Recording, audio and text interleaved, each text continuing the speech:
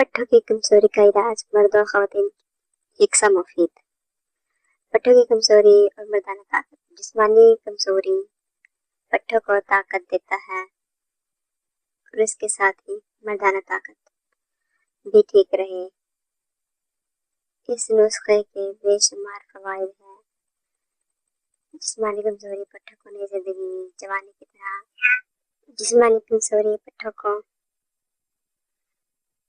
जवानी की तरह मजबूत बनाता है। कमर दर्द, जोड़ों के दर्द के लिए निहायत मुफीद है। दिमागी कमजोरी को दूर करता है। आंखों की बीनाई में इजाफा के लिए फायदेमंद है। इसके अलावा मर्दाना कुव्वत में इजाफा के लिए बहुत फायदेमंद है। सुस्ती को दूर करता है। जिस्म को तवाना और खूबसूरत बनाता है।